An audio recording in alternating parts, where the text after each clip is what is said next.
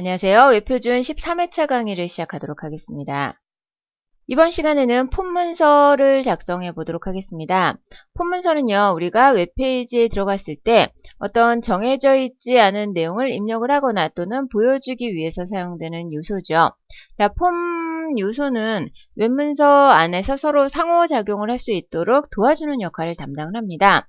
회원가입 페이지라든지 게시판이라든지 검색 페이지라든지 이런 것들을 폼 요소로 작성을 하게 되는 것이죠.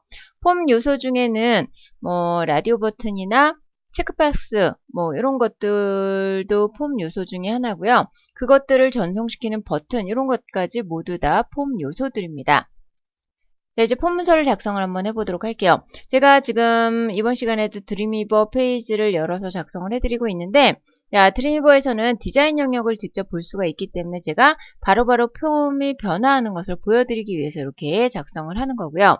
자, 폼 기본 양식 보여드리도록 할게요.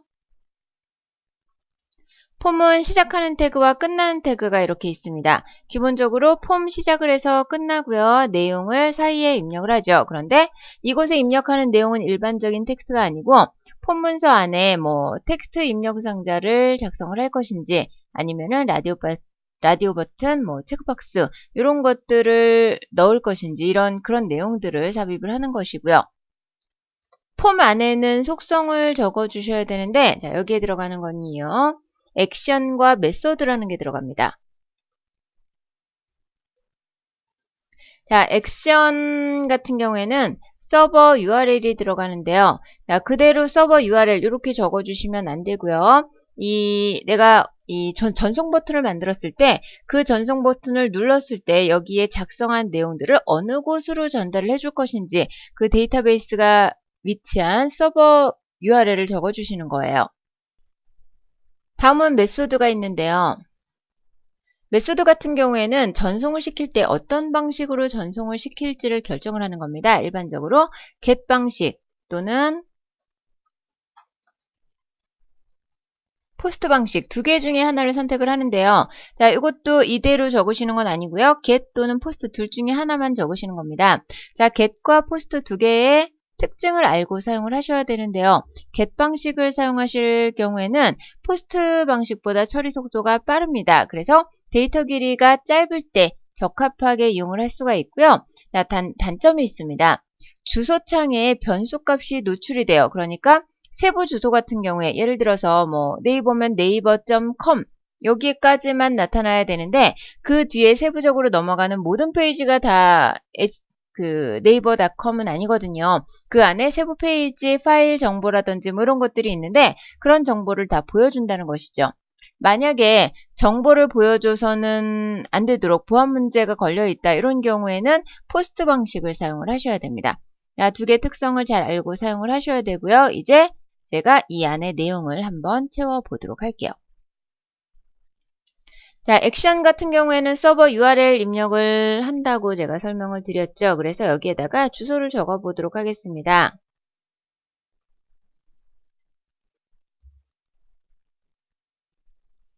자, 이렇게 어느 곳으로 보내줄지를 적어주게 되고요. 그 뒤에 메소드는 포스트 방식을 사용을 하도록 할게요. 그리고 기본적인 내용을 삽입을 해보도록 할 텐데요. 이 내용 부분은 삭제를 하고요. 폼을 만들었으니까 자, 일단 디자인 영역 한번 보도록 할게요. 폼을 만들게 되면 지금 아무것도 입력하지 않고요. 폼만 만들어 둔 상태입니다. 디자인 영역에서 보시면 이렇게 빨간색 점선으로 테두리가 만들어져 있어요. 이게 바로 폼 영역이고요. 폼과 폼 사이의 내용을 작성하게 되면 이 빨간색 테두리 안쪽에 모든 내용이 작성이 돼요. 자, 여기에다가 한번 넣어 보도록 하겠습니다. 기본적으로 input 태그를 작성을 해 보도록 할 텐데요. input 태그 활용할 수 있는 방법이 여러 가지가 있습니다. 일단 우리 가장 쉽게 아이디 비밀번호 창 입력하는 거 아시죠? 그 아이디와 비밀번호 입력할 수 있는 텍스트 input 창을 한번 만들어 보도록 할게요. 자, input 태그를 사용을 하고요. input 태그 같은 경우에는 시작하는 태그와 끝나는 태그가 따로 존재하지 않습니다. 하지만 HTML에서는 그냥 닫는 태그만 사용을 하지만 XHTML에서는요. 슬래시를 하고 닫는 태그를 사용을 해야 되죠. 자, input 먼저 속성 중에 type이라는 속성이 있습니다. 타입은요, 뭐 예를 들어서 이 태그가 텍스트 인풋 박스로 사용이 될지, 텍스트 입력하는 박스로 사용이 될지, 아니면 뭐 체크 박스로 사용이 될지, 아니면 라디오 버튼으로 사용이 될지, 이런 것들을 결정을 하는 거예요. 일단 텍스트 입력 박스로 사용을 할 거거든요. 그 다음에 아이디 꼭 입력을 해주셔야 되는데요. 아이디를 입력하는 이유는 우리가 뭐 패스워드를 입력을 받았어요. 그리고 아이디를 입력을 받았습니다. 그런데 이 아이디라는 것을 어떤 서버에다가 전송을 시켜줄 때 이 아이디 값을요, 어떤 곳에 전송을 시킬지 이름이 있어야 되겠죠. 이 고유한 특별 지정할 수 있는 이름이 있어야 됩니다. 그래서 고유한 식별자라고 생각을 하시면 되고요. 아이디는 아무거나 원하는 대로 적어주시면 되겠죠. 이렇게 하고 닫아보도록 하겠습니다. 그리고 디자인 영역 보시면은요, 이런 식으로 만들어졌죠. 자, 폼 태그는 쭉 전체 영역에 있고요. 인풋 태그가 만들어졌습니다. 실제 활용할 수 있는 태그, 실제 어떻게 활용되는지를 확인하려면 HTML 페이지에서 직접 보셔야 돼요. HTML 페이지에서는요, 폼 영역이 나타나지는 않고요. 실제 우리가 활용할 수 있는 인풋 태그나 체크박스 이런 것들만 나타나게 됩니다. 아이디 입력. 자, 이렇게 내용을 입력할 수가 있는 거고요. 그러면 다시 돌아와서 이번에는 아래쪽에다가 하나만 더 작성을 해보도록 할게요.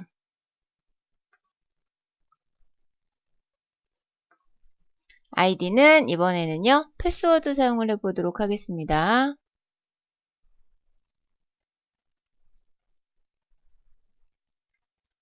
자, 두 개 입력을 하고요. 보시면은 이런 식으로 옆으로 나열이 되어 있죠. 그래서 한 칸을 내려주기 위해서 BR 태그 사용을 하고요. 꼭 BR 태그를 입력해야 되는 것은 아니고 방법은 여러 가지가 있죠. 뭐 레이아웃을 다시 설정해서 사용을 하든지 원하는 대로 작업을 하시면 되겠고요. 아이디와 비밀번호라는 것을 보여드리기 위해서 여기에 어떤 것을 입력을 하는지 설명 문구가 있어야 되겠죠. 앞쪽에 적어두도록 하겠습니다. 아이디 입력하는 곳이고요. 여기는 비밀번호 입력하는 곳이고요. 이렇게 되면 텍스트와 함께 이런 식으로 같이 나타나게 되고요. 이 안에 속성 하나 추가를 해보도록 할게요. 자, 유저 아이디 사용을 했습니다. 그리고 박스 크기를 조절을 할 수가 있어요. 박스 크기는 뭐 이것이 로그인 페이지에 사용이 될 것인지 아니면은 뭐 주소창에 사용이 될 것인지 뭐 이런 것들에 따라서 길이를 다르게 조절을 할 수가 있겠죠. 이 길이 같은 경우에는 어디까지나 디자인적인 요소가 강하지만 그래도 앞에 쓴 내용을 계속해서 확인하기 위해서는 내용이 긴 것은 긴 창으로 그리고 내용이 짧은 것은 짧은 창으로 만들어주면 좋겠죠. 그래서 사이즈를 입력을 하도록 하겠습니다. 자, 사이즈는 15 이렇게 입력을 해볼게요. 자, 여기에 사이즈는요. 픽셀이나 포인트가 아니고요. 글자 수를 얘기를 합니다. 글자 수를 얘기를 하기 때문에 각 브라우저마다 사용되는 문자가 다를 수가 있죠. 그리고 설치된 폰트 종류에 따라서 달라 보일 수가 있습니다. 그 달라 보인다는 것은 글자 크기도 조금 달라질 수 있다는 얘기죠. 그러면 보이는 브라우저에서 글자 크기가 다르기 때문에 창 또한 크기가 약간 달라질 수는 있어요. 자, 여기도 똑같이 15 입력을 하고요. 그 다음에 자, 아이디 비밀번호 어느 곳이든 상관없습니다. 일단 저는 맥스랭스라는 것을 한번 입력을 해보도록 할 텐데요. 여기에 사이즈는 실제 입력할 수 있는 문자 개수가 아니고요. 그 문자를 입력할 수 있을 만한 크기로 디자인적인 요소라고 생각을 하시면 됩니다. 눈에 보이는 것을 말하는 거고요. 맥스랭스 같은 경우에는요. 실제 입력할 수 있는 문자 수를 얘기를 합니다. 여기에 제가 3개만 한번 3 입력을 해보도록 할게요. 3개만 문자를 입력할 수 있도록. 자, 그리고 나서 한번 보시면은요. 자, 아이디 입력을 합니다. 아이디 입력한입니다.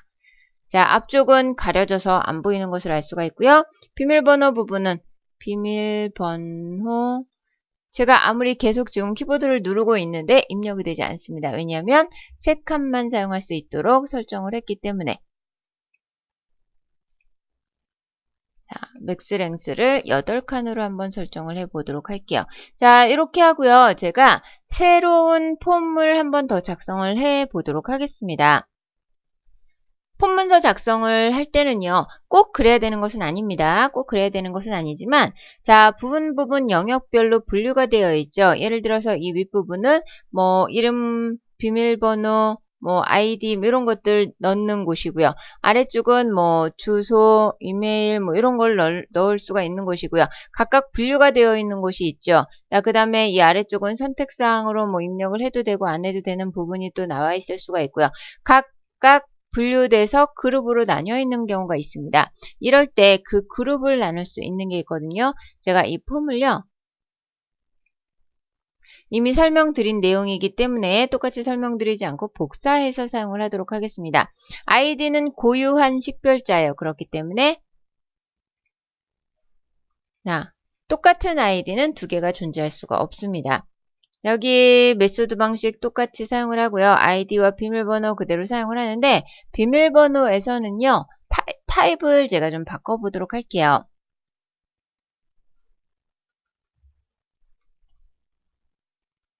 자, 타입에는 지금 우리는 텍스트를 사용을 했죠. 물론 이 비밀번호도 텍스트를 사용할 수가 있지만 비밀번호에서 텍스트를 사용해서 눈에 다 보이게 되면 보안 문제가 심각하겠죠. 왜냐면 옆에 앉아서 집에서만 컴퓨터 하는 것은 아닌데 옆에 앉아서 하는 사람들끼리 또는 지나가다가 비밀번호를 얼마든지 누출시킬 수가 있습니다. 그래서 여기는요. 자, 패스워드라는 것을 사용을 할 거예요. 자, 그리고 나서 한번 보도록 하겠습니다. 그러면 4개의 입력칸이 나와 있죠. 여기에 아이디, 비밀번호, 아이디, 비밀번호. 자, 이렇게 아이디, 비밀번호, 이 위쪽에는 비밀번호가 그대로 공개돼 버렸고요. 아래쪽에는 비밀번호가 그냥 점으로 입력이 돼서 실제 이 입력된 내용이 어떤 건지 알아볼 수가 없도록 만들어졌어요. 자, 이렇게 사용을 하시면 되고요. 이제 그룹을 한번 나눠 보도록 하죠. 자, 그룹을 나누는 것은요. 필드셋이라는 게 있습니다.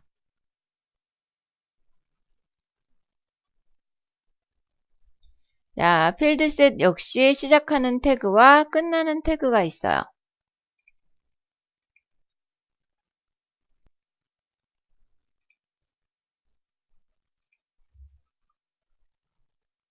자, 이렇게 필드셋 시작해서 필드셋으로 끝나고요. 자, 그 다음에 저장을 해서 한번 보도록 하겠습니다. 이 윗부분은 아무것도 없지만 아래쪽에는 사각형으로 테두리가 만들어져 있는 걸 볼 수가 있죠. 이 필드셋을 이용을 해서 분류 작업을 하게 되면 각각 그룹되어 있는 내용들끼리 이렇게 칸이 만들어져서 박스 안에 내용이 들어가게 됩니다.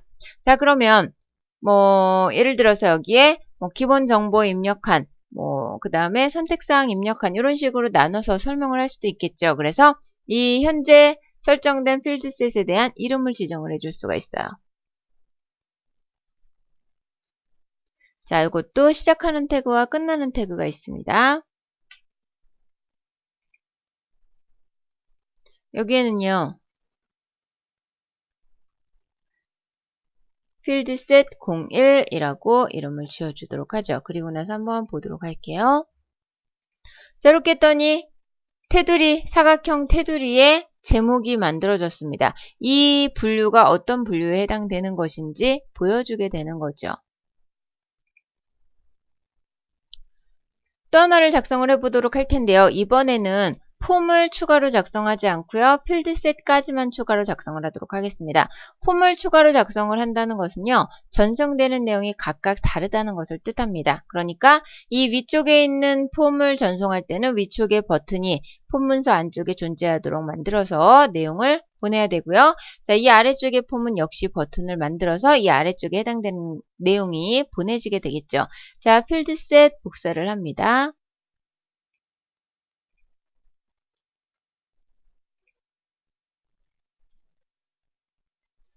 자, 제목은 필드셋 두 번째고요. 자, 아이디 비밀번호를 사용하는 게 아니고요. 이메일과 주소를 활용해 보도록 할게요.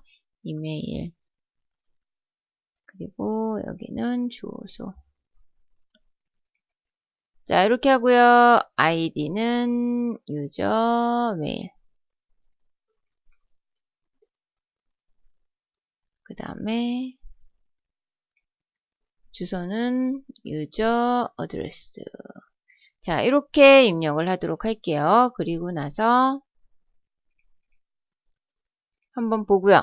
자, 이런 식으로 나타납니다. 이런 식으로 나타나는데 기본적으로 이런 경우가 있죠.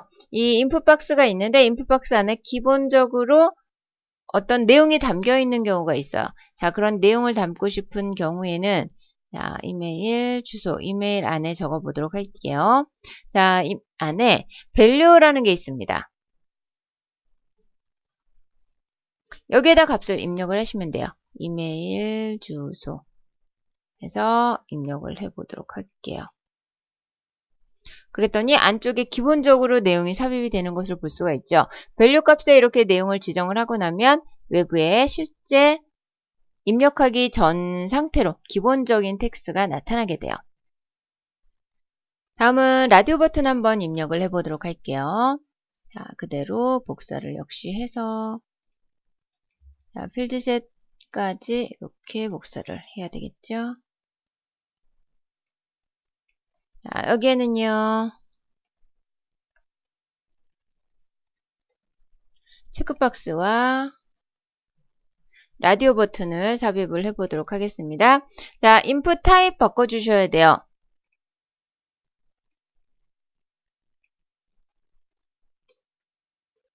자, 인풋 타입은 라디오로 사용을 하도록 할게요. 다음으로 아이디 바꿔주고요. 사이즈와 밸류는 필요 없습니다. 그래서 삭제를 하도록 할게요.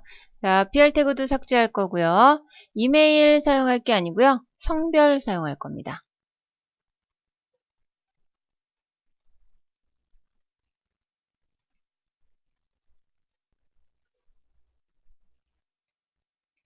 주소 필요 없고요. 자, 타입 똑같이 라디오 사용해야 되겠죠.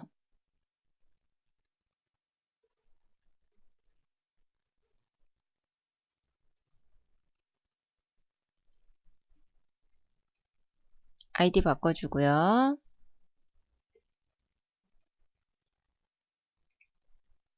역시 사이즈와 글자 수 필요가 없죠.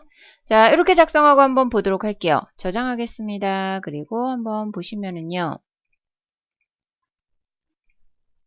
자, 라디오 버튼 만들어졌는데요. 성별에 대한 라디오 버튼입니다. 성별인데 어떤 게 남자고 여자인지 알 수가 없죠. 자, 텍스트 잠시 후에 써보도록 하고요.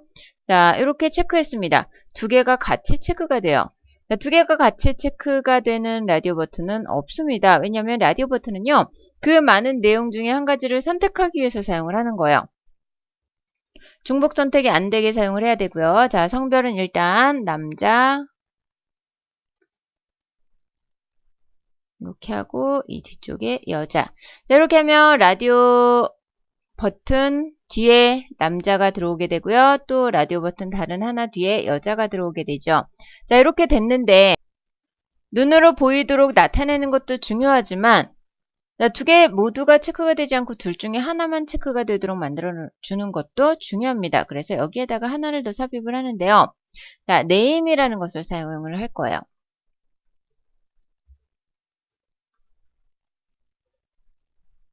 자, name은 성별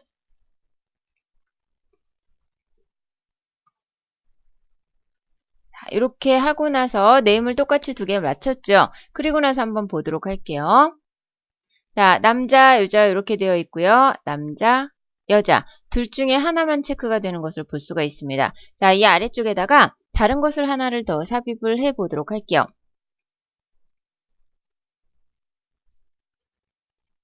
이번에는요. 체크박스를 사용을 해 보도록 하겠습니다.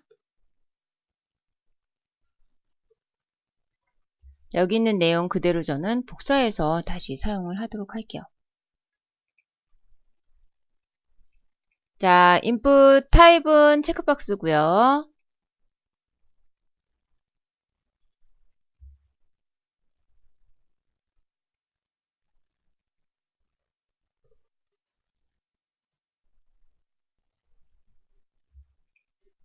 자, 네임과 아이디 바꿔주셔야죠. 아이디 먼저 바꿔보도록 하겠습니다.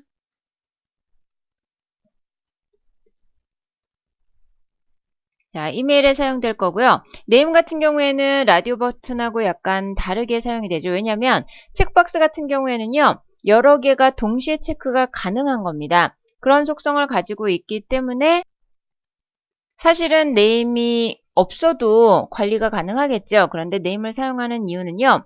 같은 네임을 가지고 있는 것들끼리 그 안에서 어떠한 게 선택이 됐는지 구별을 하는 거거든요. 그래서 네임을 꼭 적어 주셔야 돼요. 프로그램상의 이유로. 자, 그리고 남자 텍스트 필요 없고요. 여자 텍스트 필요 없습니다. 자, 이번에는요. 여기에다가 자, 여기는 이메일 수신에 관련된 내용이고요. 여기는 SMS 수신. 자, 이렇게 해서 이메일 수신하겠다, SMS 수신을 하겠다 선택을 하도록 만들어주는 거예요. 그래서 이 위쪽에 체크박스 역시 아래쪽에다가도 체크박스 적어주고요. 네임은 이 위쪽과 똑같이 맞춰주셔야죠. 자, 아이디도 고유하게 바꿔주셔야 됩니다. 또 하나.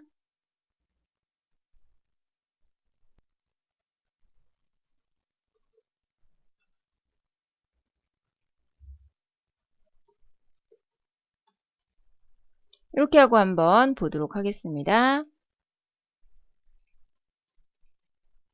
자, 이거 BR 태그 이용해서 내려주셔야 되겠네요. 이메일 수신, SMS 수신. 자, 이렇게 체크를 했다가 풀었다가 얼마든지 가능하죠.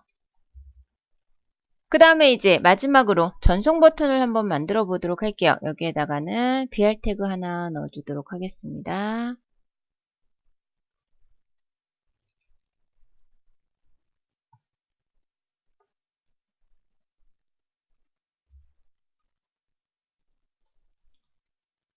필드셋 먼저 작성을 하고요. 여기에다가 제목을 삽입을 해야죠.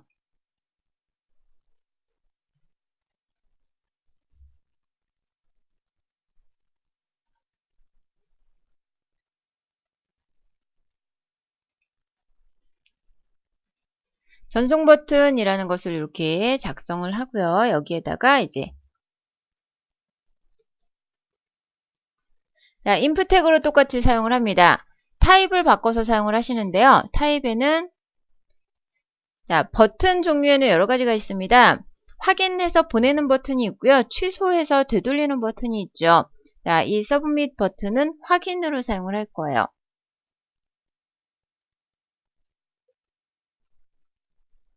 자, 또 하나 인풋 버튼 사용을 해보도록 할게요.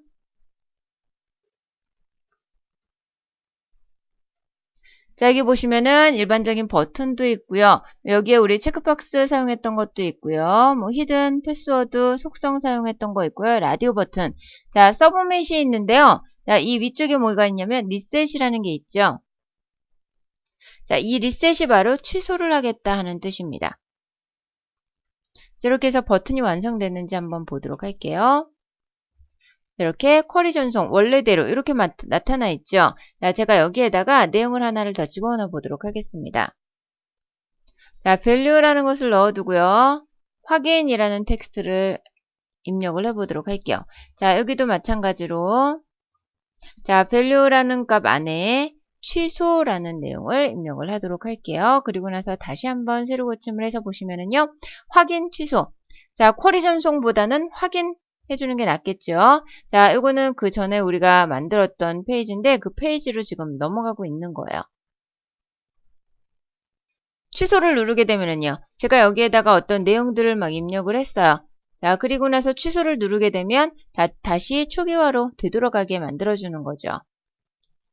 작성한 내용에 대해서 오류 검사를 한번 해보도록 할게요. 먼저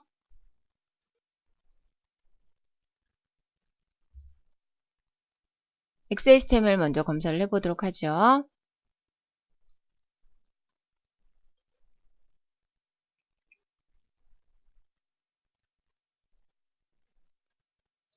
오류 없고요. CSS 페이지도 검사를 해봐야 되겠죠.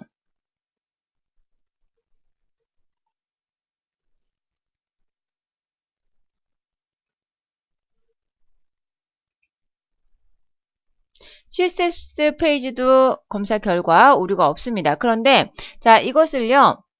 스트릭 방식으로 바꿔서 올리게 되면 오류가 발생을 해요. 어떤 오류가 발생을 하냐면 실제 이 트랜지셔널 방식에서는 오류가 발생을 하지 않지만 폼 문서 안에는요. 폼 안에는 바로 인풋이나 이런 것들을 사용할 수 없도록 되어 있어요. 자, 여기서는 뭐 p 태그나 h 태그 뭐 이런 것들, 뭐 div 태그 이런 것들을 사용을 해서 만들도록 접근을 하도록 되어 있습니다. 그래서 p 태그나 이런 것들로 레이아웃을 할 수 있는 블록 요소 태그로 꼭 감싸주고 작업을 하셔야지만 오류가 나타나지를 않아요. 그 부분만 유의해서 활용을 하시게 되면 스트릭 DTD에서도 문제없이 활용을 하실 수가 있습니다. 스트릭 DTD 사용하실 경우에는 여기에다가 p 태그나 이렇게 블록 요소를 이용을 해서 감싸서 꼭 사용을 하시기 바랍니다. 자, 그럼 저는 이번 시간 강의 이것으로 마치도록 하겠습니다. 수고하셨습니다.